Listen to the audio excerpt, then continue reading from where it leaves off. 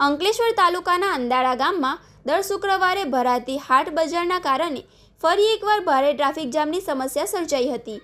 બજારના દિવસે મોટી સંખ્યામાં વેપારીઓ, ખરીદદારો તેમજ વાહનો ઉમટી પડતા ગામના મુખ્ય માર્ગો પર લાંબા સમય સુધી વાહન ચાલકોને હાલાકીનો સામનો કરવો પડ્યો હતો।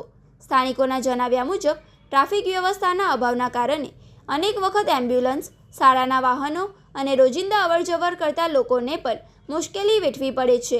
રસ્તાની બંને બાજુ વાહનોના અનિયંત્રિત પાર્કિંગ અને બજારના દબાણના કારણે પરિસ્થિતિ વધુ ગંભીર બની રહી છે। ગ્રામજનો અને વાહન ચાલકોએ તંત્રને વિનંતી કરી છે કે શુક્રવારના બજાર દરમિયાન પોલીસ અથવા ટ્રાફિક કર્મચારીઓની નિયુક્તિ કરીને ટ્રાફિકનું સુચારુ સંચાલન કરવામાં આવે। ઉપરાંત આ સમસ્યાઓનો કાયમી ઉકેલ લાવવા માટે યોગ્ય પાર્કિંગ વ્યવસ્થા, ટ્રાફિક ડાયવર્ઝન અને બજારનું સુવ્યવસ્થિત આયોજન કરવામાં આવે તેવી પણ માંગ ઉઠી છે।